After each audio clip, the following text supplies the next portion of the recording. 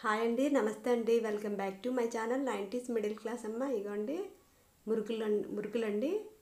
ఈ విధంగా బియ్యం పిండి శనగపిండితో వెన్న వేసుకొని చేసుకుంటే చాలా గుల్లగా మంచిగా వస్తాయండి.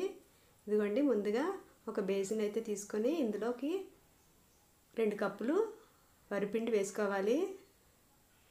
ఇది మామూలుగా కిరాణా షాప్లో తీసుకున్న వరిపిండి అండి. ఈ విధంగా ఒకసారి ట్రై చేయండి. చాలా అంటే చాలా బాగా గుల్లగా మంచిగా వస్తాయండి. అలాగే 1 కప్పు శనగపిండి తీసుకోవాలి. అలాగే ఇవ్వండి వెన్నను కూడా మనం కరిగించుకొని పెట్టుకోవాలండి. ఒక 2 టేబుల్ స్పూన్ వెన్న అయితే సరిపోతుంది. లేని వాళ్ళు నెయ్యి అన్న వేసుకోవచ్చండి. వెన్న అయితే మంచిగా గుల్లగా బాగా వస్తాయండి. ఆ టేస్ట్ వేరేలా ఉంటుంది. ఇదిగోండి, ఈ పిండిలో 1 టీ స్పూన్ అండి, తగినంత మనకి రుచికి తగినంత సాల్ట్, అలాగే వామండి.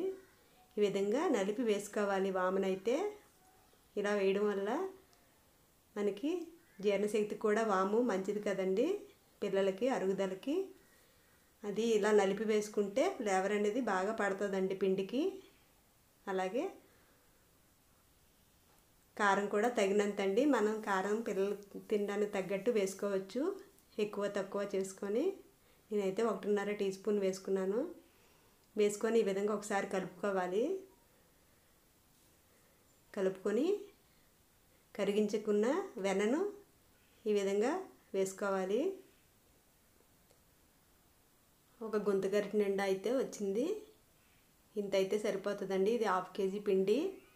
దీనికి ఈ గరిటెడు వెన్న అయితే కరిగించింది సరిపోతుంది. ఈ విధంగా బాగా కలపాలండి పిండిని. మనం కలిపిన తర్వాత చేతికి ఉండలా కడుతుంది చూడండి, ఆ విధంగా కలుపుకోవాలి. ఇలా నలుపుతూ కలుపుకోవాలి. ఇప్పుడు కొద్దిగా గోరువెచ్చని నీళ్ళు వేసుకోవాలండి. వెన్న కరిగించిన దానిలోనే కొద్దిగా నీళ్ళు మరగబెట్టుకున్నాను. మరగడం అంటే గోరువెచ్చగా ఉంటే చాలండి, ఎక్కువ అక్కర్లేదు. ఇలా గోరువెచ్చగా వేసుకోవడం వల్ల కూడా మురుకులు జంతికలు అనేవి గుల్లగా వస్తాయండి. ఎప్పుడు చేసుకోలేని వాళ్ళు ఈ విధంగా ఒకసారి చేసి చూడండి. చాలా అంటే చాలా రుచిగా గుల్లగా కూడా ఉంటాయండి.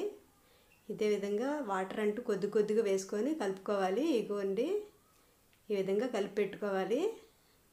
మరి గట్టిగానే ఉండాలండి కొద్దిగా అయితే.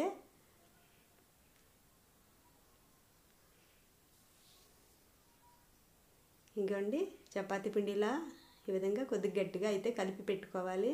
మూత పెట్టి ఆయిల్ డీప్ ఫ్రైకి పెట్టుకోవాలండి స్టవ్ మీద. పిండి కలిపే ముందే ఆయిల్ అయితే స్టవ్ మీద పెట్టుకున్నాను. ఇదిగోండి, కొద్దిగా గిద్దలకి ఈ విధంగా ఆయిల్ అయితే స్ప్రెడ్ చేసుకుంటే లోపట అంటుకోకుండా ఉంటుందండి మనం వత్తినప్పుడు. ఇదైతే 3 భాగాల కింద చేసుకున్నాను నేను.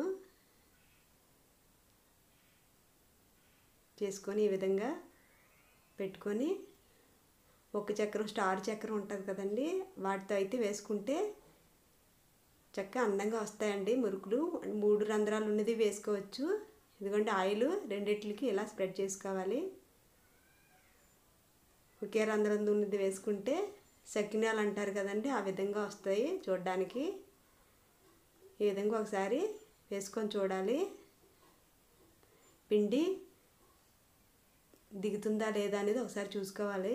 తర్వాత ఇదిగోండి, చిరులు గరిటె ఉంటుంది కదండి, దానికి కొద్దిగా ఆయిల్ రాసుకొని ఈ విధంగా వేసుకోవాలండి. అప్పుడు మనం ఆయిల్లో వేసినప్పుడు ఈజీగా ఆయిల్లోకి వచ్చేస్తుందండి జంతిక.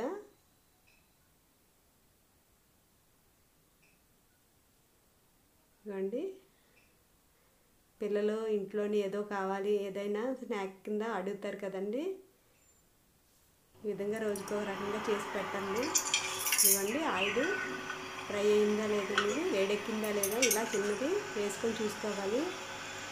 చూసుకొని ఇదండి ఈజీగా జారిపోతుందండి. ఇలా ఆయిల్ రాసి చిల్లు గరిటెకి మనం వేసుకుంటే ఈజీగా వచ్చేస్తుంది ఆయిల్లోకి. అంతే అండి, ఈ విధంగా కాల్చుకోవాలి. ఫ్లేమ్ అయితే హైలో పెట్టకూడదండి, మీడియంగా ఉంచుకోవాలి. లేకపోతే వేగవండి మాడిపోతాయి. నా వీడియోస్ నచ్చితే లైక్ చేసి సబ్స్క్రైబ్ చేసుకోండి. తప్పకుండా షేర్ చేయండి. చూసిన వాళ్ళందరూ లైక్ చేయండి.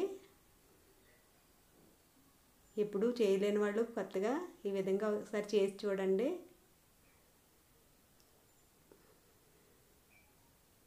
లైక్ చేయండి. బాయ్ అండి.